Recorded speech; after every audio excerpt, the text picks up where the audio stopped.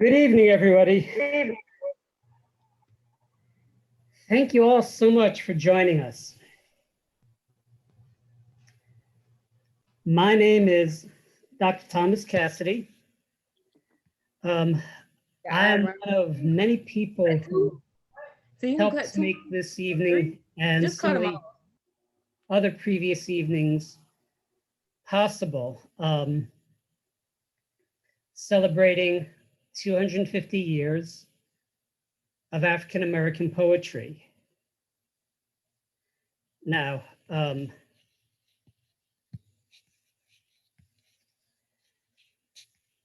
me take a moment and share with you my PowerPoint, which I'll be working along with.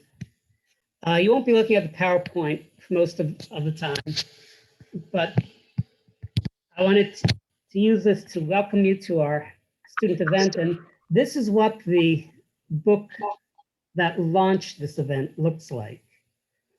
Library of America put out a call for proposals for libraries and other institutions to celebrate 250 years of African American poetry. We, myself, Dr. Martin, Dr. McCletchie, Dr. Sims, Mr. Petty, Omari Fox, put together a proposal, it was accepted, and months later, here we are. This is the fourth. The others have been scholarly and have featured professional poets. This is devoted to your poetry. At this point, I'd like to turn it over to Frank Martin. And Frank, I can stop the screen or leave the image of the planetarium on the screen, up to you. Do you have any other images besides just the planetarium, or is that one of the PowerPoints I sent to Dayan, or is that the only image? No, I actually stole this out of one of Davian's presentations, and that's the only one I put up there. Sorry. Okay, that's fine. Oh, I'd like to echo Dr. Cassidy's welcome to everyone, and to see what a pleasure it was to work on this collaborative project between the museum, the Department of Social Sciences, and the Department of English and Communications. The story begins with Dr. Allison McCletchie, who found the grant and brought it to us. I did an initial write-up. We sent it to Professor Cassidy. He finalized everything and sent it out, and is the grant administrator. And so it was a truly a collaborative project. It's exactly what's supposed to happen in the academic environment, where people work together to present programs for our students. So what you're having today is the culminating activity of a series of programs that began in September of last year. And Omari Fox, if he's on here, I don't see him, but he may be part of it, was our featured artist at first. Our second program was with Dr. Yvonne Sims, who highlighted Gwendolyn Brooks. Our third program featured Professor Nikki Finney, who teaches poetry at the University of South Carolina, and is the recipient of the Wallace Stevens National Achievement Award in poetry. So we've had a terrific series of programs, and the culminating activity was to have students from our various institutions at South Carolina State University, and also at Claflin, and the other area colleges, and even high school students, if they wanted to participate, present their own poetry to show this extension of 250 years of poetry and song into the contemporary era. So the museum is a co-sponsor, in part because, and we won't see that slide, the museum holds an extensive collection of photographs from the period of the Harlem Renaissance that was entitled Harlem on My Mind, from an exhibition that had been shown at the Metropolitan Museum of Art in 1969. But in that collection, you have images of poets such as Langston Hughes, such as Countee Cullen. You had images of writers like, Nella Larson, the people who were part of the Harlem Renaissance movement. and of course, the author of I Know Why the Caged Bird Sings. Tell me the name of the poet, Dr. Cassidy. Its name just skipped my mind. Maya Angelou? Oh, No, Paul no. Laurence Dunbar. Paul Laurence Dunbar. So we had images of all of these contributors to this legacy of poetry and song. And so it was a natural progression for the museum to support this program. So thank you all for attending. And I think that's all I have to do, isn't it, Dr. Cassidy? I just have to sit here and listen now. Thank you very much. Thank you, Frank. Just some bookkeeping to take care of. I want to acknowledge, well, we've already done this, acknowledge the people who worked to put this together. Dr. Frank Martin, myself, Dr. Allison McCletchie, Dr. Yvonne Sims, Mr. Davion Petty, and Mr. Omari Fox. And I want to stress that we're featuring creative expression from students all across South Carolina. That's what's unique about this event compared to other poetry competitions and events I've sponsored. Usually we have SC State students and one or two from Claflin. But tonight, because of the extent of Zoom, I guess, we have students from high school, colleges, technical colleges, universities across South Carolina. These students answered the call to enter a contest with original poetry focusing on African-American themes. Prizes and awards will be announced at the end of the evening. A panel of judges has already submitted their scores. And so tonight is about celebrating the poets who added their voice to this 250-year discourse of African-American poetry. I do want to take a moment to acknowledge our esteemed judges. And again, we're dealing with technology tonight, so bear with me. Takes 2 or 3 buttons to switch screens. I saw Miss Sarah Pinson is here tonight. I saw Mr. Davion Petty is here tonight. Dr. Susan Stein, I don't know if I saw her, and I saw Dr. Carrie Perkins. Hello, I'm here. Thank you. I'll have more to say about the judging at the end. All I'll say is that there were many great poems. And, ultimately, it's not about the judging. That's a way of getting people to share their poetry. And we had such a diverse group of poets. The judges really had their hands full. And several of them told me in aside how much reading those poems gave back to them. Throughout the course of the evening, people will be coming on and off of mute, and I'm going to suggest people set your Zoom so that you're looking at whoever is speaking. Try to mute yourself unless you're speaking. I'll be going on and off mute. I've suggested people and their poems by saying thank you, and I've also suggested poets. Feel free to say a few words about why you write poetry or why you wrote this particular poem.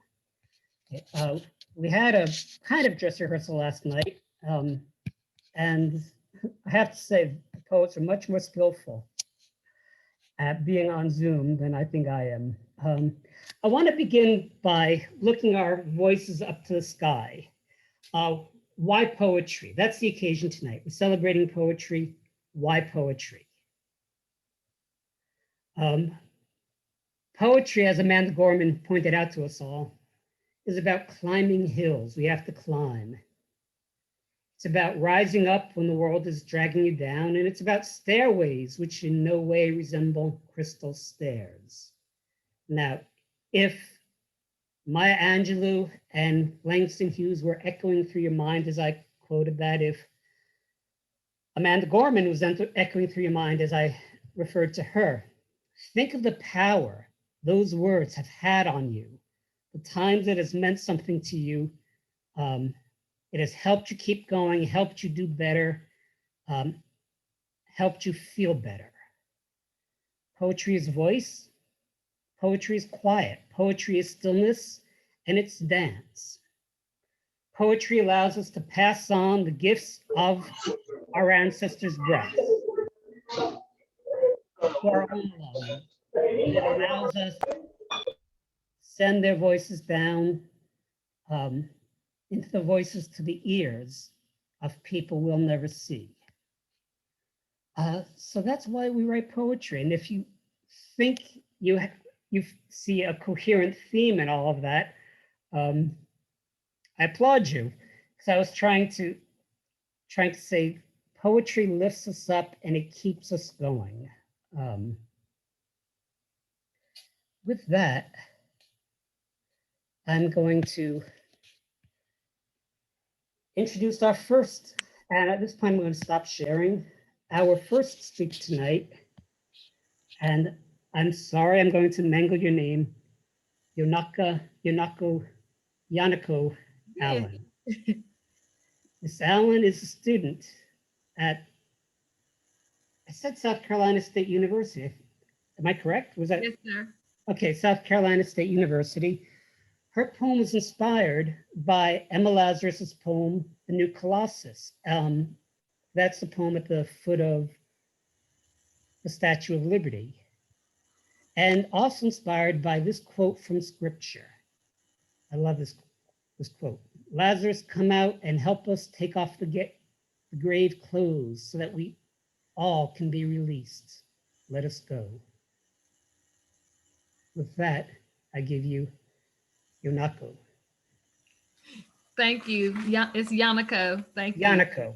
Yep. And I'm gonna show this picture. I don't know if you can see it, but it's of my daughter, and that was her for October 31st, Halloween, and she kind of helped me to start writing this when I saw her dressed like that as a new symbol of freedom or a new look on the Statue of Liberty. So the title of my poem is The New Symbol of Freedom.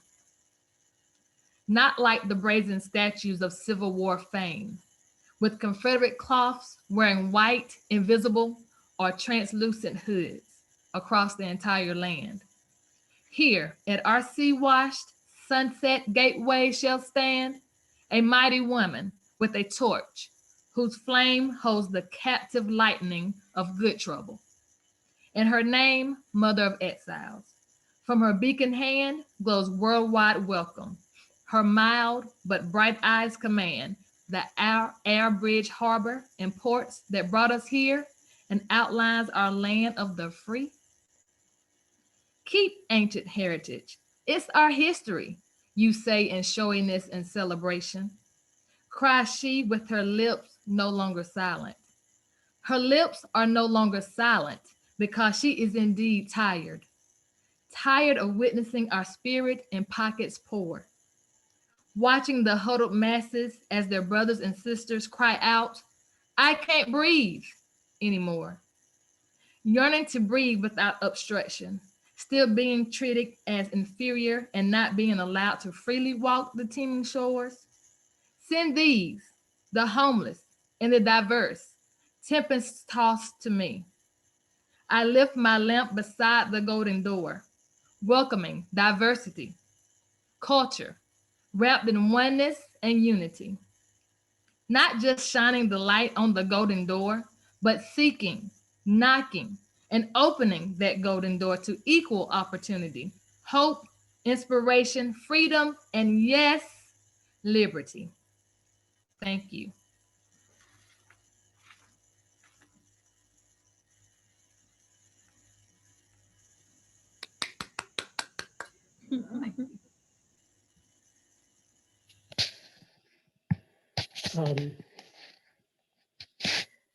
Next up, we have Reginald Butler.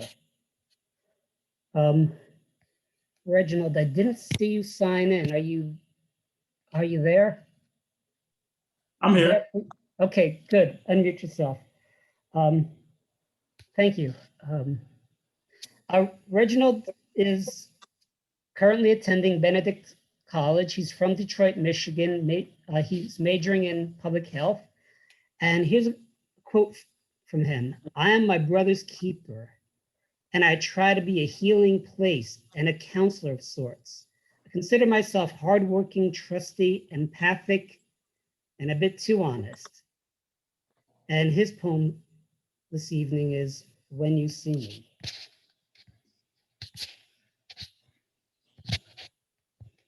All right. All right, to start off, I started doing poetry in I want to say the 6th grade, but I never really started reading it until I met a beautiful family called the Gambrell family down here in South Carolina. And what inspired this poem was my mother Gambrell, as I call her. She asked me how did I feel about certain events that was going on. And I just decided to go and write. So here we go. When you see me. When you see me, what do you see? A savage, a beast, a thug, or all three? What created your view of me? Was it society? Maybe the news?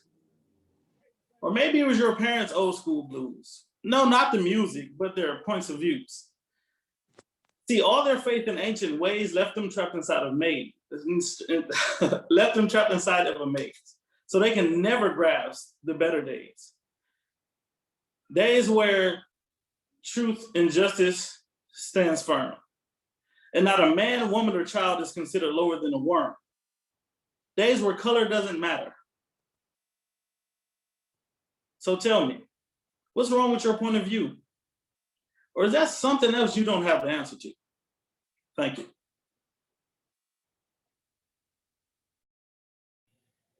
Thank you.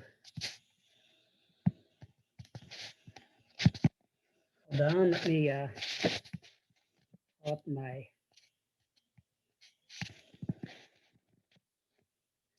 Okay, next up is Genesis Priester. Miss Priester is a student at Voorhees University. And her poem tonight is called Mother Discipline.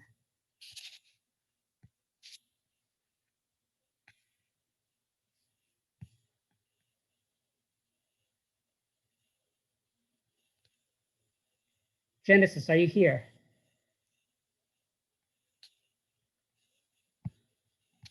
I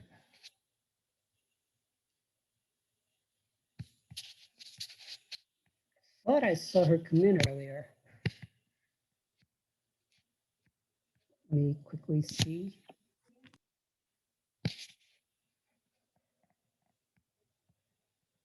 I don't think I see her in the participants, Dr. Cassidy. I'm Yeah, looking. okay, we'll move on. If she comes in, and by the way, folks, I apologize. This is likely to happen.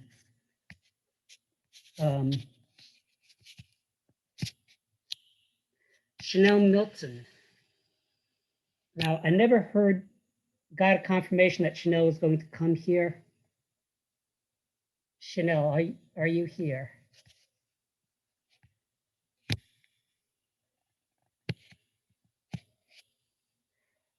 Amber Robinson.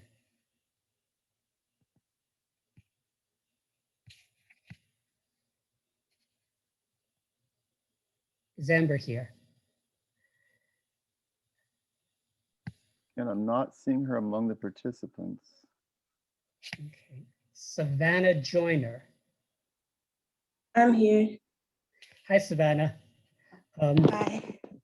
Savannah is from Barnwell, South Carolina. She's a freshman English and Africana Studies major at Claflin University, two majors which go together very well. And she sent us this quote: "Poetry to me is sharing your experiences with others so that you can inspire others.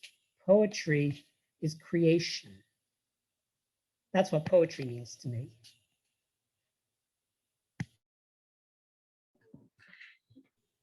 So, hello, everyone. The piece that I'm reading is called Lenticular Photograph. It's about my younger brother because he would always tell me how other people would think about him, like what other people would say about him. And it always used to bother me because it would be like people of our own race. So I decided to write this poem. So this poem is dedicated to him. Lenticular. Lenticular. It means having the shape of a double convex lens. And the first time he heard that word, he was just a little kid. And as he got older, he never realized how much that word would really mean to him. Born and bred to be well-spoken and well-read, the quintessence of Black excellence, and yet his existence, his essence was overlooked and degraded by his own people.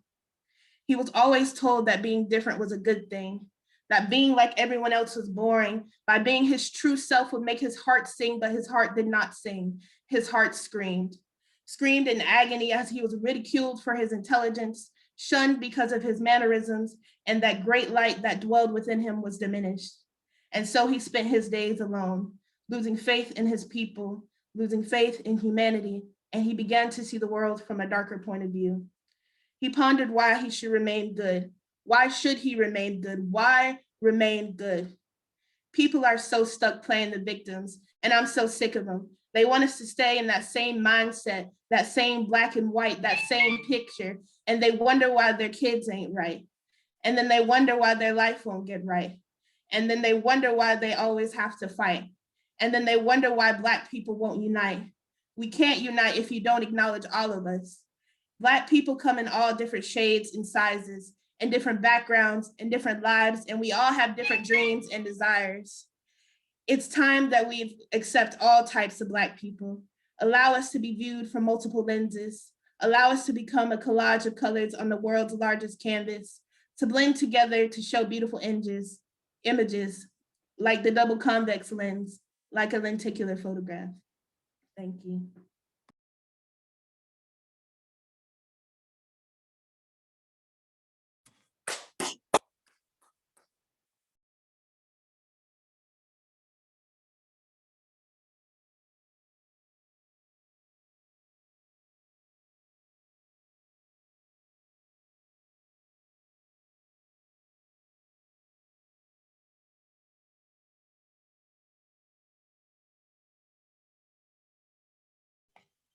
Dr. Cassidy, are you there? Our next poet couldn't be here tonight, so she sent in a video. And we hit that link.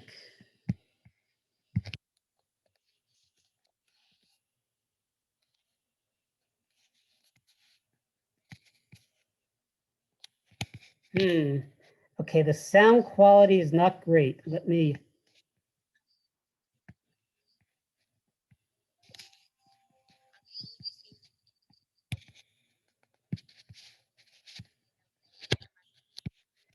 I'm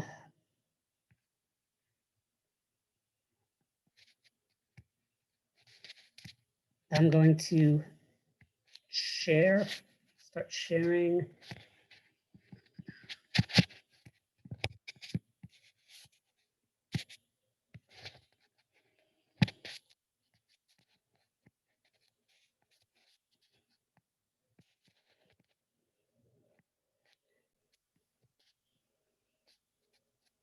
Poem is called Affirmations. I am love. I may not receive the love that I give, but I'll keep giving. I am light. I may only be seen through the darkness of your lens, but I'll keep shining. I am strong. I may be weakened, but I'll keep fighting. I'm resilient. I may be tired, but I'll just have to keep going. I'm protected. I may not have backup, but I'll be backed up. I can do anything. I may not have the privilege to do, but I'll do me. I am trying. I may not see the fruits of my labor, but I'll live knowing my children will feast. I will keep going. I may not begin anywhere yet, but I will reach the mountaintop. I'm hopeful. I may not have much, but I'll have hope. We are hope. Thank you. And that was Danielle Berry. She is a South Carolina State University English major.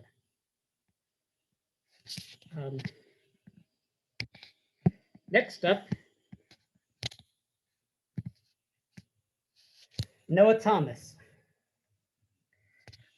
Noah is a freshman at Claflin University, majoring in English and African American Studies, enrolled in the Alice Carson Tisdale Honors College. He's a voracious reader and aspiring writer. Noah is a firm believer in the power of language. To him, literacy is a mode of artistry and of activism, and is an extremely powerful tool, especially for African American individuals. And his poem tonight is entitled, "Oh Grandfather, Here is My Promise." Please give it up for Noah. Good evening, everyone. As Dr. Cassidy just stated, the name of my poem is "Oh Grandfather, Here is My Promise," and it reads, "Oh grandfather, here is my promise, to pursue education, to gird myself with the power of reading, to combat repression with the words of my writing, to not simply author visions, but to give them vitality, to live them out without relent, and above all, to be everything that they would not allow you to be. Oh grandmother, here is my vision, to live a life that is rich, not by way of fortune, but by way of impact. A life that not only strengthens me, but one that honors you, one that establishes legacy, one that inspires my offspring, and above all, one that engenders hope. Oh community, my beloved Black community, here is my will, that we envelop ourselves with dignity, that we foster growth and expedite change, that we do not recede at the cries of detractors, that we do not buckle under the weight of oppressors, but that we be fierce in speech, in progress, in joy. For these are the things that will heal us, and these are the things that will sustain us. Our story is long, immense, terrible, inspiring. It solicits recognition, even if they refuse to tell it. And above all, it is profound, albeit marked with pain. Oh, fellowmen, this is our world, a world of vain glory, of striking delusion, of sanctioned terror, a world that I did not sojourn to for respite, but rather bound to for profit. And although I am told that it is my world, the statesmen, news, and literature therein say otherwise. It is this world that is greedy, staggering, decadent. It wallows in glamour and pardons iniquity. And above all, it is buttressed by falsehood. O ancestors, here is my decree. I will never forget. I can never forget. Your fear and subsequent wailing, your protest and consequent suffering. It was this suffering that sifted you, stifled your breath, leaving you to perish. And because of this, I seek to honor you with my language, with my countenance, with my life, because you deserve homage. You deserve reverence. And above all, you deserved better. Oh, child, my beautiful Black child, here is your story that is linked to mine, in fact, one with mine. A story of loss that will be regained, of withered hope that will be restored, of a stolen dream that will be renewed. In me, precious child, you have comfort, sustenance, and love, a love that this world has yet to give and yet to know. You will never long for it, this love, because it is in me and I am with you. Oh child, my beautiful Black child, this is our life. Thank you.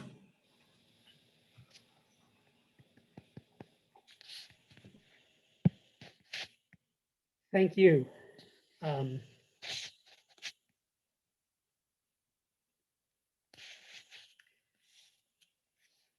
you know, I'm I'm so overwhelmed with the talent and the generosity with which you guys are sharing it. So I'm just so glad I didn't have to be one of the judges tonight. Our next speaker is Jessica Outlaw. Jessica is a junior accounting major here at South Carolina State University. She's originally from Florence, South Carolina. She's an empathic person who's passionate about understanding other people's cultures and experiences. She believes that poetry showcases different thoughts, cultures, and experiences through a universal medium. So I want to give you everybody Jessica Outlaw. Good evening, everyone. Like he said, my name is Jessica Outlaw, and I will be reading my poem, Dear Phyllis. Okay. Oh, dear Phyllis, may your soul rest in eternal peace. As the world did not treat you kindly, they treated you like you were not human, just because of your brown skin. Sadly, this remains. On the news, I see strange fruit bruised by the police or bodies stained with red from hatred. Depressed as I watch the dehumanization of our people, seeing their limp limbs scattered on screen like dolls in a playhouse. Do not let me get started on our sisters, our Black sisters, the ones who fight, learn, and hope the hardest, and the ones who are disrespected, forgotten, and abused the hardest. Dear Phyllis, may we meet in heaven at God's time, instead of meeting untimely by the hands of hate. Thank you. Thank you.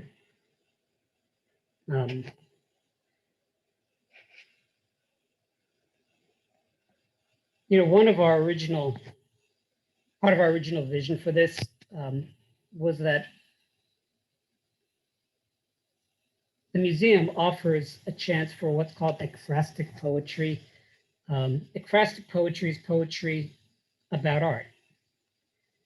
And that shows us just what the power of that can be, of choosing a poet, choosing an artist, choosing an image, and writing a poem to that person, that image, that poet. Thank you. Our next speaker is Otiana Ot Thompson. Otiana is a sophomore, double major in history and African American studies at Claflin in Orangeburg. She's a native of Columbia. She's also a member of the Alice Carson Tisdale Honors College. The Honors College at Claflin is very well represented tonight. Otiana found her love for reading and writing, as well poetry as well as rap, when she was young, and she uses the moniker OT when she was reciting her pieces. Her plans after college include obtaining her PhD and her JD, focused on legal and educational policy, and quote, she would advise from Maya Angelou, "My mission in life is not merely to survive, but to thrive, and to do so with some passion, some compassion, some humor, and style. I give you OT. How y'all doing? Like Dr. Cassidy stated, I'm Otiana Ot Thompson, and I presented on one of the previous events by the IP Steinbeck Museum. I love the museum. I definitely got to see it when I guess Corona's over. But yeah, so I'm presenting my poem. It's called All Too Well. It's inspired by a Shakespearean sonnet, and it's about Ida B. Wells. So, shall I compare thee to a summer's day? Thou art more valiant and more gentle. The ground awakens as red stains the gray, and the summer's dream have too far from simple. White palms blind thy rays as homes become towns, and brilliant hues adorn on forests' gifts. Only love contains rage when the sun comes down. By chance, summer shine brighter in the abyss. But thy summer prevails as the ink dries, rewriting history with truth's passion. The world ignites as thy name is replied, a leader shaping the time, even as ashes. So long as hearts can beat or eyes can read, so long lives thee, a light who shined for me. Thank you. Thank you. And again, I don't know if you began that with a thought of ekphrastic poetry, the poetry inspired by poetry.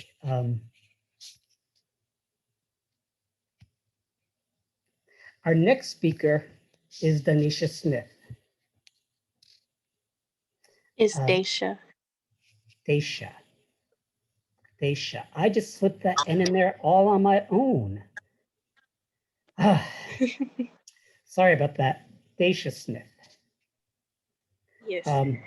She's a sophomore at South Carolina State University. She's from Bamberg, South Carolina, and she's here studying civil engineering. So of course you need to lighten up with poetry from time to time. Here's a quote from Daisha. I consider myself a very determined person in everything I do. I motivate myself to get all that I want done. So to be able to give my poetry is beautiful. It means a lot to me. It's how I express myself when I'm alone and how I feel on a daily basis. Give you Daisha. Not really a talker, so to say this poem is a little scary to me, but I do it. You got this. We believe in you. I got you. Okay, it's called Reality. Walking in your presence with a blinding smile and my gold chain while you whisper your rude opinions, assuming I'm a drug dealer, assuming I'm a thief, when in reality, I'm just a person like you. As I walk past, talking, smiling, looking around and speaking, you hold onto your purse just a little bit tighter. When in reality, I have my own money, my own car, and my own life just like you. I'm walking outside with my hoodie on, tucked inside, headphones in, not bothering anyone, until I'm stopped and shot for looking suspicious, when in reality it's 40 degrees out and a strong breeze. I was just trying to stay warm like the next person. I breathe the same air and I eat the same food, and I also wash in the same water as you. And you say I don't deserve to live or do what you do because of my skin color, when in reality we bleed the same blood. When in reality you're intimidated. When in reality you wake up and I wake up and life goes on to another day. Thank you. Thank you. I don't see our next speaker, Nicola Scott. Is Miss Scott here?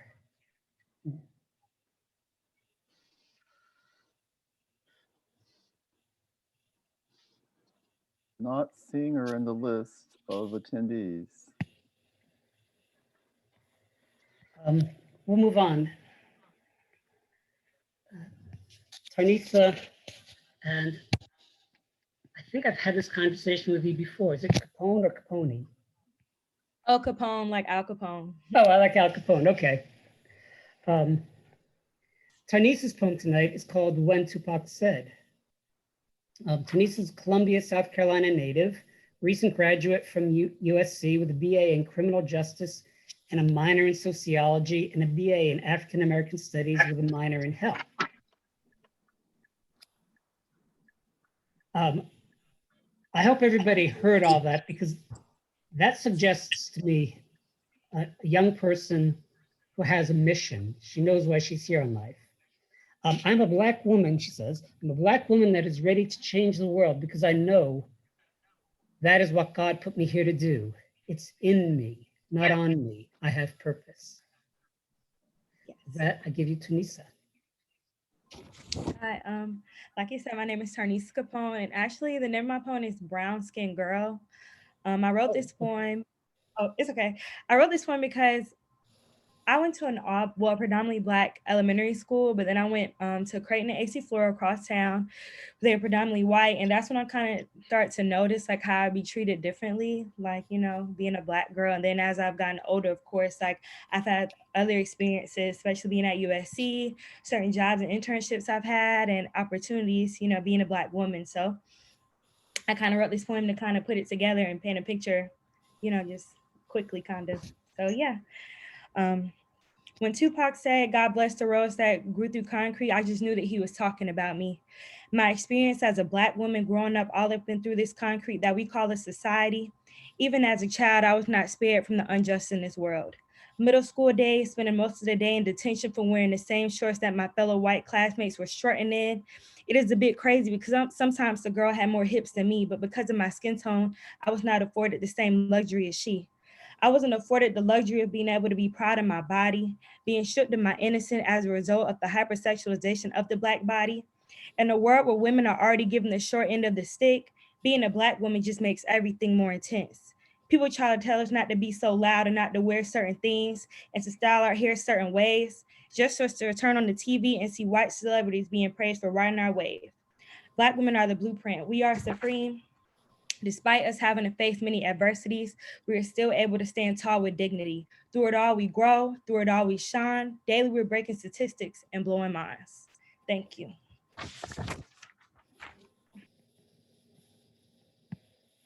Thank you.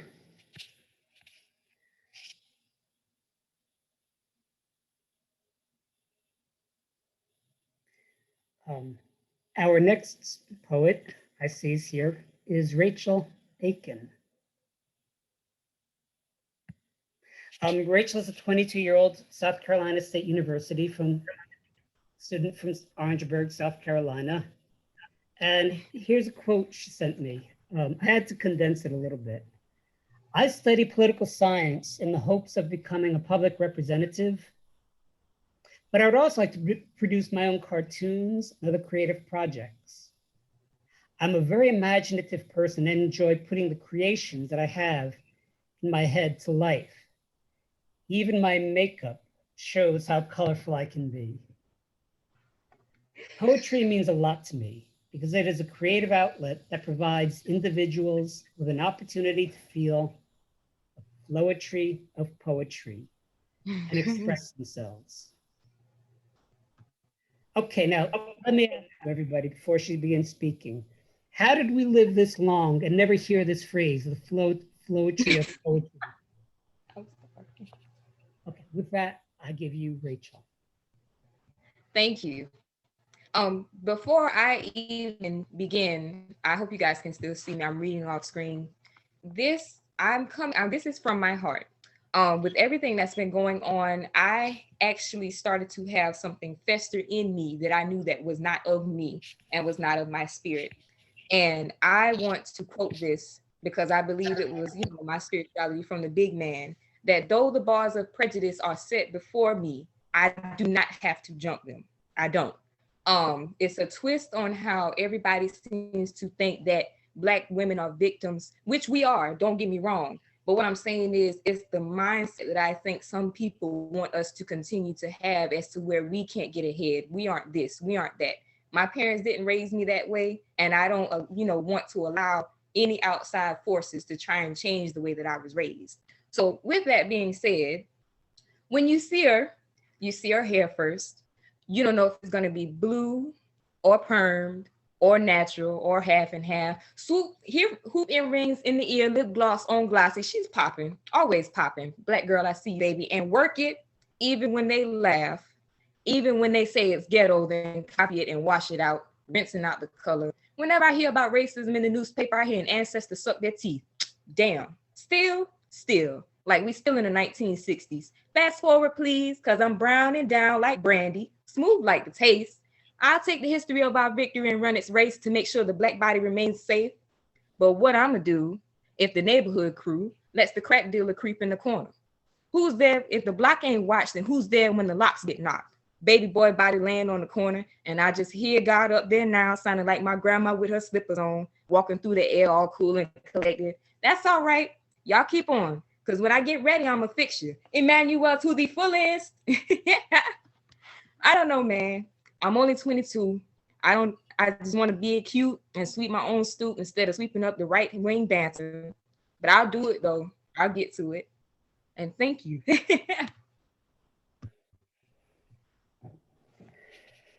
Thank you for sharing it, sharing that with us. Our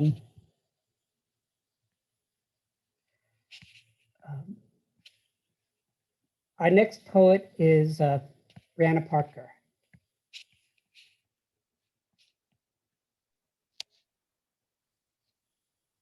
Hello, everyone. I was just giving you a moment to get online. Let me just read your introduction. A native of Orangeburg, South Carolina, mother of three and student at OC Tech. She's an author of a children's book called Abigail Did It, So Can You. Founder of Open Hands to Youth, Teens, and Young Adults, a not-for-profit. And here's a quote.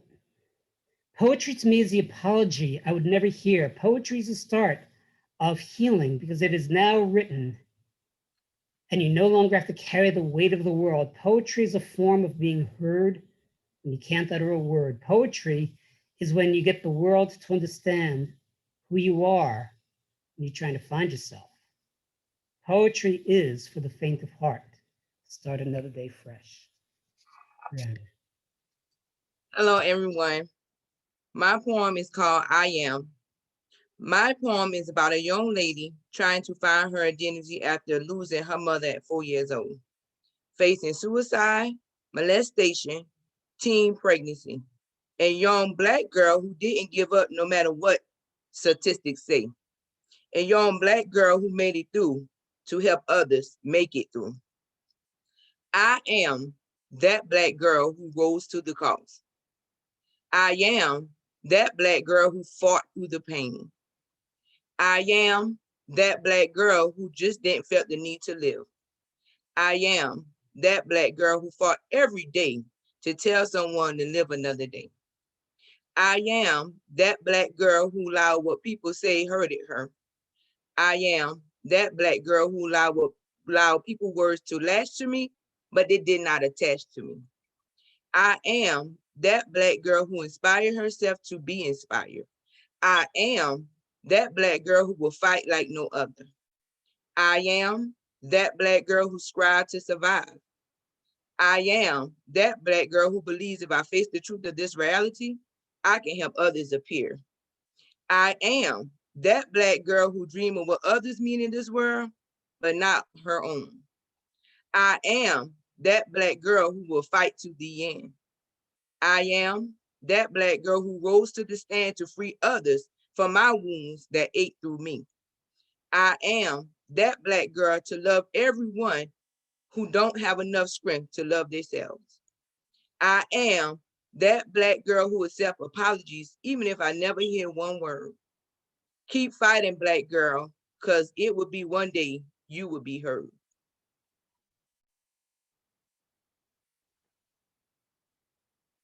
And I am that Black girl, you guys.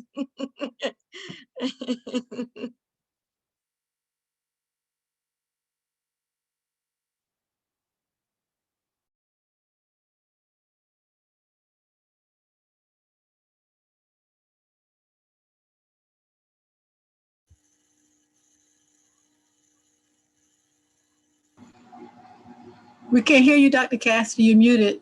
Dr. Cassidy, you're muted. I see. Thank you. Our next poet is Jaden Wright. Jaden, I think you sent me some biographical information that I was never able to download. I just couldn't get it to access. So, what I will tell the crowd is that Jaden, you are a high school student at Calhoun County. And poem today is Spell My Race. Jaden. Good afternoon, everyone. This poem is something I wrote out of frustration after seeing and hearing about so many, Black people being judged for the color of their skin. And it reads, America, I have a question. How am I supposed to spell my race? Is it N for the amount of negativity and stigma that comes with the color of my skin and the amount of neglect that you show when it comes to my rights? I, for how you itemize my people, told us we were nothing but property, and then try to obliterate us when we attempt to fight. G, for how you call my style garish, but my style never gets old. G, for how you turn anything we create into a gimmick just for a check. But weren't we the ones that broke off our chains, dipped them in gold, and put them on our necks? I said, A, for after all we've been through, you still treat us like we're anything but American. But we have duties like we are. My mother pays the taxes. My uncle fought in your wars. Me and my cousins make you so much money playing your sports. Hell, you built this country off of our backs. So tell me how I'm supposed to spell my race. Is it N, I, G, G, or how about American? I am more than the color of my skin. I'm an American citizen, so treat me like it. Black power. Thank you. Thank you. When you look at his poem in front of you, you can see how you're N-I-G-G, he's spelling out. But I don't think anybody needed to see that, to hear it. So you did a very effective job of presenting your poem in such a way that we could see it. Let's see, I don't think Stephen Robinson is here. I never did hear back from him.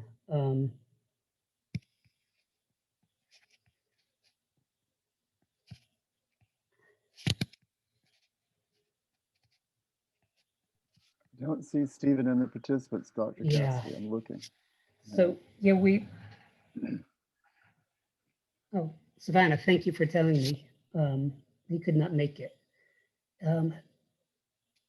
Have I skipped anyone?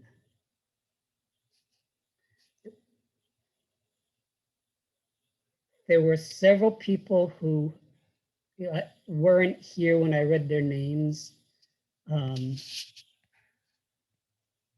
is there anybody here who I skipped over accidentally or because you had to go to the bathroom when I called your name? Again, there was no requirement that you be here to enter the contest.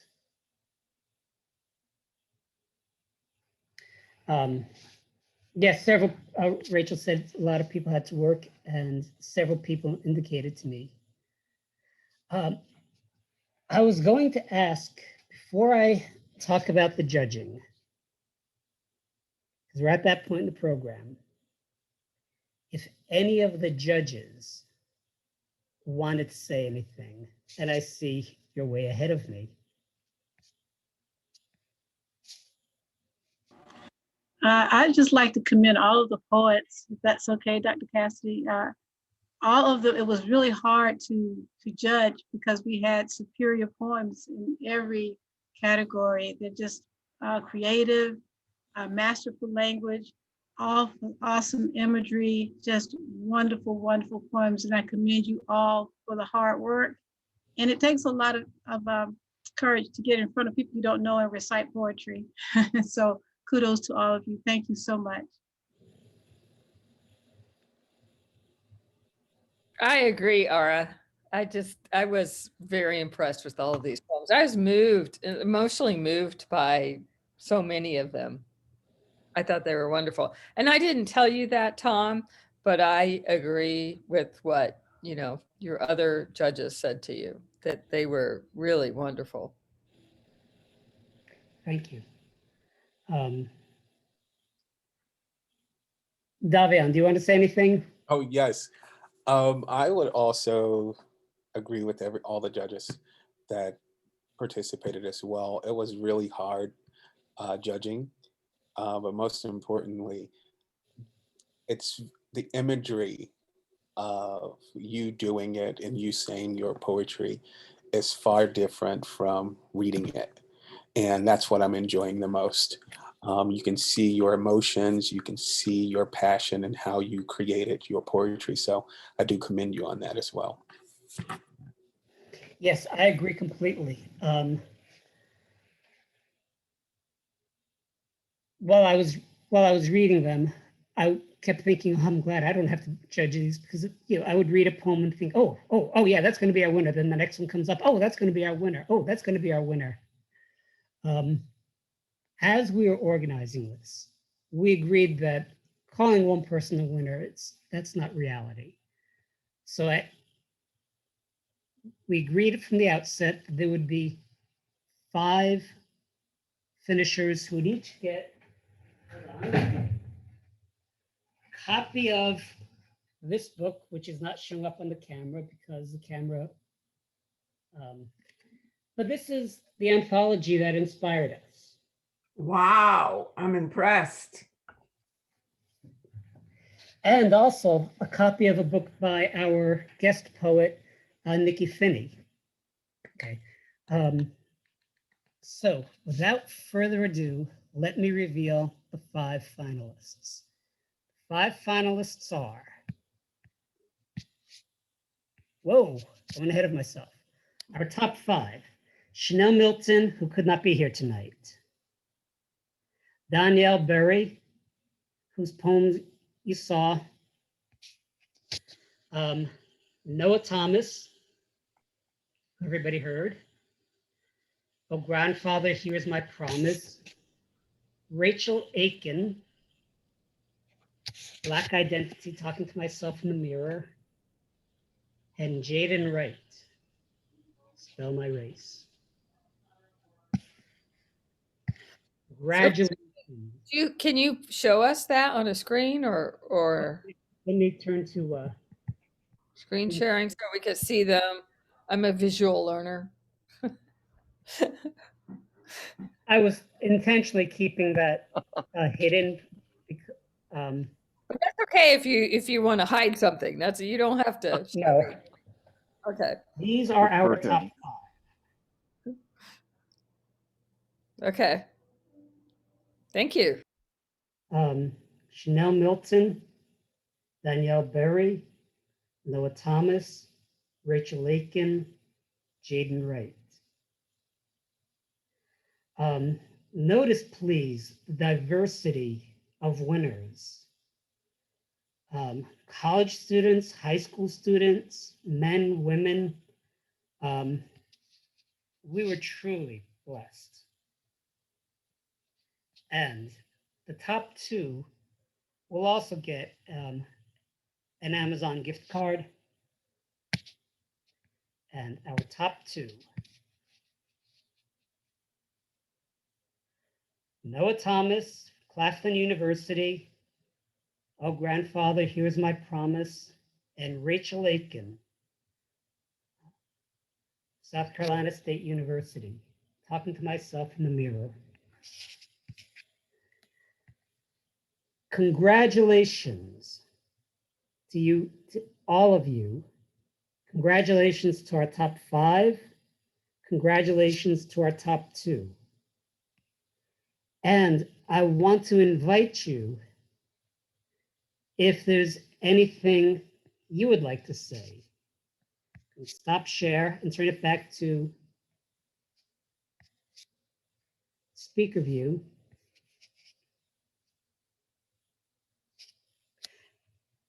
Noah, anything you'd like to add? Yes. Well, first and foremost, I want to thank, everyone who, deliberated over the poems and who selected my poem. I'm not a poet at all. I like writing essays, writing stories. This was literally one of the first poems I wrote, with the serious intent of being poetic. So I'm just overwhelmed by the fact that I was actually selected for this. Thank you all so much. And also just for me, a word about, in my little short biography, I said that I'm a firm believer in the power of language. And I believe that through literacy, Black people, our literacy is our activism. Literacy was one of the things that was stripped away from us from our journey, during our journey from Africa to America. The ability to bend language at our will, the ability to express ourselves orally and through in literary means. And so for us as Black people today to be able to congregate and just share our poetic works, to share our literary accomplishments, I think it is truly amazing. It is truly profound. And I just want to encourage everyone on here who is a poet, who is a writer, to just keep writing. It is your activism, it is your artistry, and just use it to change the world. So thank you all so much. Thank you. Rachel, do you have any thoughts you want to share? Any final thoughts? Yes. I really wrote this poem, like I said, because back during this whole turmoil between Trump and, even as far as with Dylan Roof, I just want us to know and to remember. And it seems like there's never enough of this. We have gone through things, and our ancestors have pulled a mighty weight for us that we, in this generation could probably never pull. But we are not in the past. There are still oppressions and there are still bars that go against us in this world, but we are not as far off as we think we are. And in a Black politics class that I took recently, the question always would come about as to why we as a people cannot get ahead. There are inside and outside reasons as to why, even though I think people personally don't want to look at the inside. But what I'm saying is, don't get up out your bed and wonder, oh man, I wonder how I'm gonna be discriminated against today. Don't, just don't feel like you aren't good enough or like you aren't beautiful enough just because of your skin color.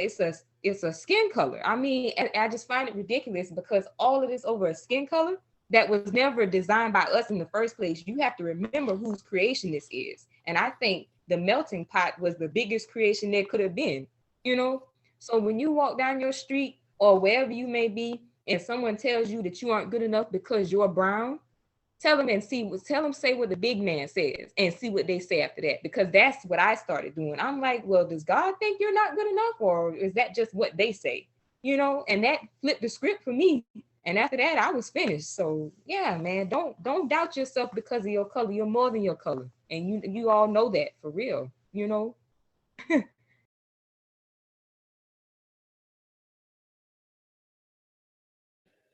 Thank you. I told Dr. McCletchie that I was going to put her on the spot at the end. And so,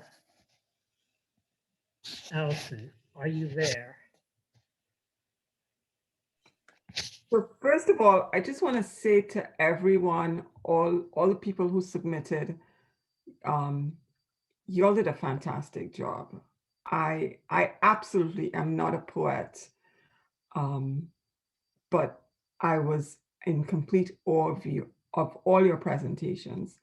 And I want to especially, remind you, as Dr. Cassidy said, male, female, high schooler, college student, y'all are just fantastic. You're absolutely fantastic. And I want to address specifically something that Noah said. And Noah, this is me as the professor now speaking to you. Yes, ma'am. We weren't stripped of our literacy, right?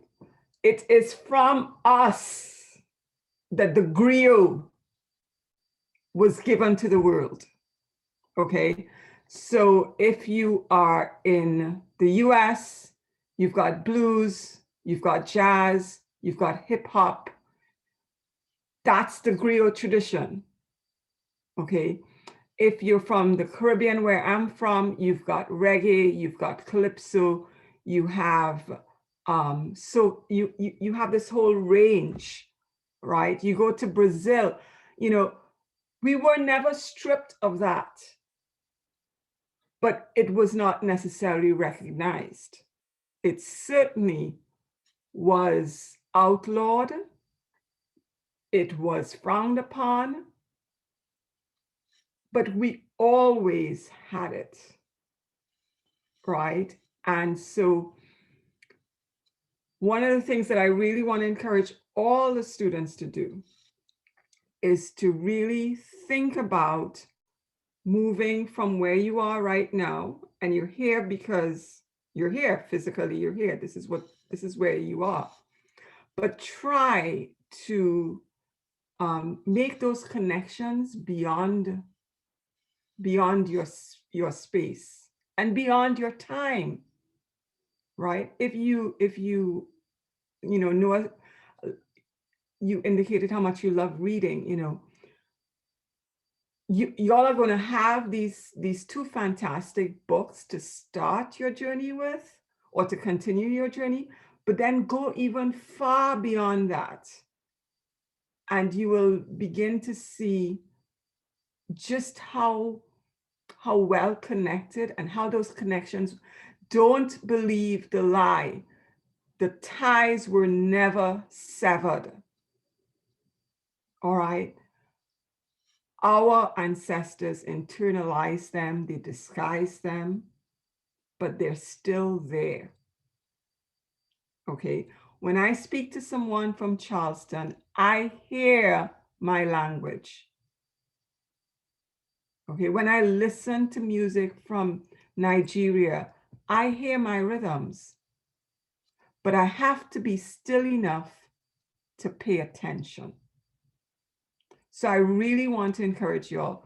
I know Mr. Petty has put this in the link. On the 25th, we have an ongoing poetry series, Words Across the Water. Come to that. Bring a friend. You will meet poets that will blow your mind. Poets who are truly grounded in the griot tradition. Okay, so I was just completely overwhelmed. You all have taught a social scientist about poetry. So thank you. Thank you, thank you, thank you. Thank you for that, Dr. McLitchie. Thank you. Dr. Cassidy, I'm going to jump in the void. So what Dr. McLitchie is not telling us that she wrote a grant to create a series about poets from the African diaspora, and it's Anglophone poets of the African diaspora, which means poets who are writing in English from all across the globe, who are part of the dispersal of African peoples. And when she's talking about the series of the griot is the tradition of storytelling, and storytelling is the beginning of all literature. It's the stories that people would have told around campfires, and they extended into the development of civilizations.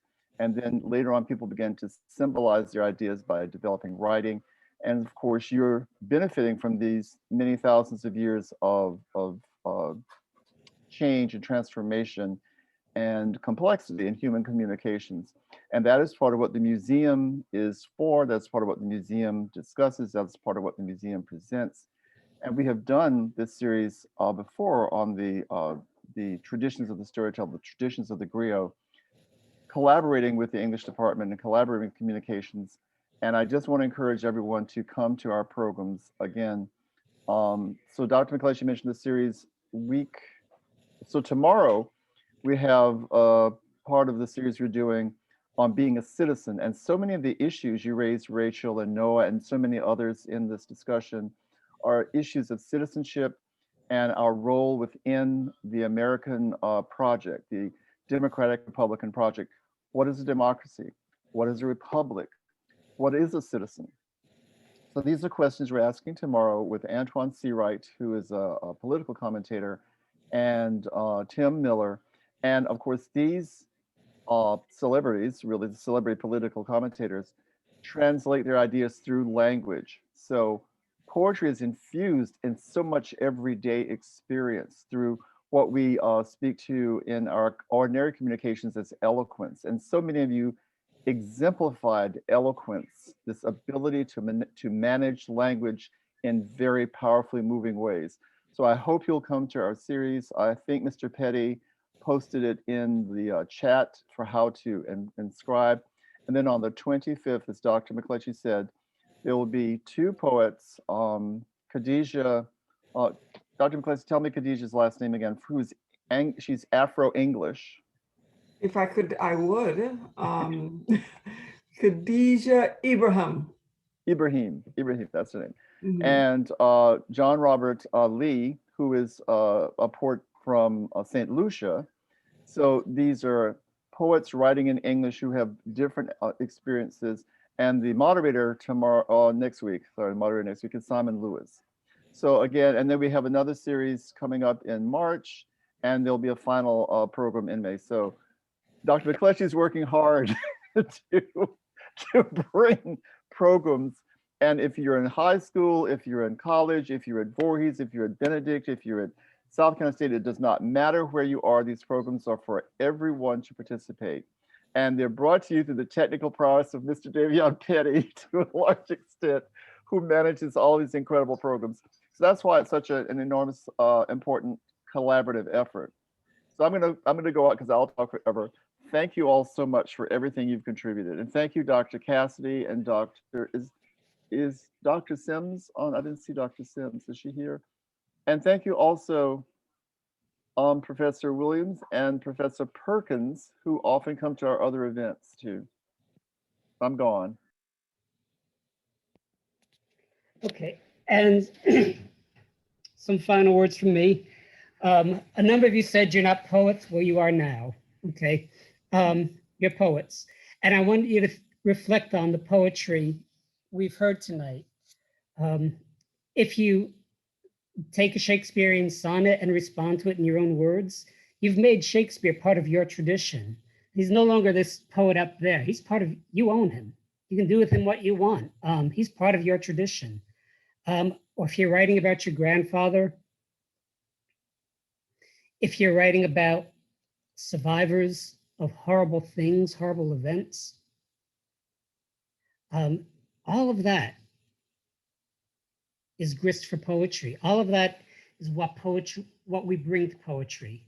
We bring our best selves and the parts of ourselves that we wish no one ever had to see.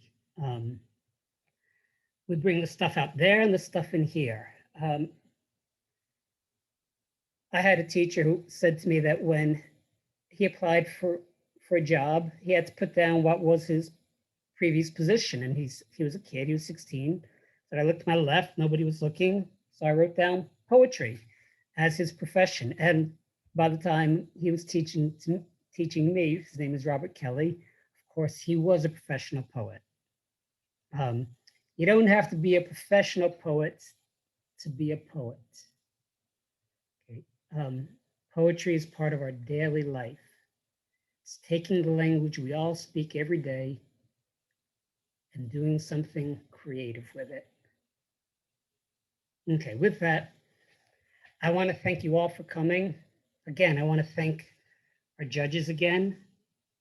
I want to thank the team that helped create these four public forum. And I have to add this note. For those of you who have prizes coming, they are coming. They are coming, but it will be slow. There's a requisition process of which I am not a master, okay? So they are coming, and I will be in touch. And with that, I want to thank you all for being here. It's been a pleasure seeing you all. It was a pleasure reading your poems. And I hope to see you again next week. Thank you all very much. Thank you. Most definitely. Thank you. Thank you. Thank you. Or we hope to see you tomorrow. Oh, tomorrow, right. Yeah. Right, tomorrow as well. Thank I you. mean, I just keep thinking about how politicians use language, which is riddled with all sorts of double speak. Mitch McConnell did the perfect example of what we will be talking about that tomorrow for sure. Both sides of his mouth, huh? We Quoting will be. and saying, "Oh my God," We will But discuss think about duplicity.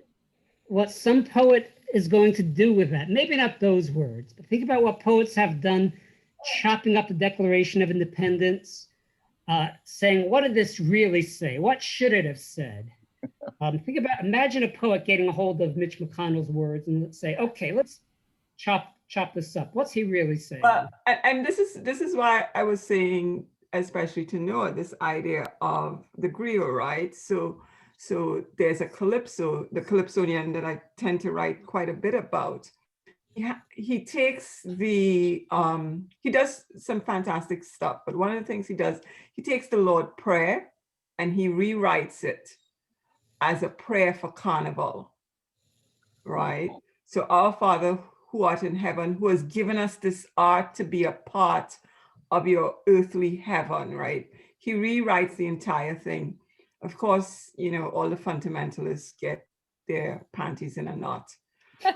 He also took the national anthem, our national anthem that starts with forge from the love of liberty. And he uses that word forge, not in the sense of an ironer, an ironsmith doing that, but forge in terms of the idea of it being counterfeit, right? And so just this how you take words, and for me, my entry point is calypso. It's music. It's the lyrics of music, right? So how do you take those words and reconfigure them to force people to think? And I think especially in terms of our tradition coming out of the African diaspora, you can think and dance at the same time, right? There isn't this dichotomy, okay? It's okay to shake your lips, your hips, and move your lips, okay? And a visual representation of this is if any of you saw what Jean-Baptiste did last night. He's the musician for the Tonight Show, the Stephen Colbert, the one on CBS, right? So he is from New Orleans, and he links the New Orleans Mardi Gras to the Trinidad Carnival, to the Brazilian Carnival. The three biggest carnivals in the world, the three best carnivals in the world. Of course, the Trinidad one is even better. But he makes that link clear. And I think that's really, really important, that we work on building those connections between and among diasporic people, right? Because especially in the Americas, where we have been stripped away and told we're not valuable, I want you to imagine what it meant to be a griot.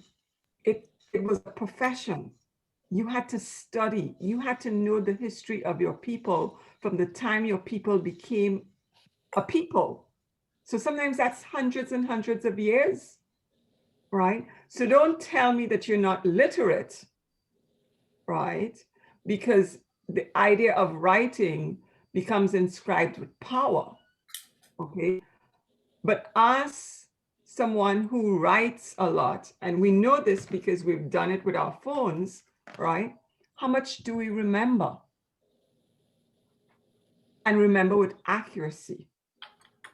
A griot had to do all that, had to remember the history and the politics of its people for hundreds of years. We have these devices, and I don't even know my mother's phone number by heart anymore. But we're literate, right?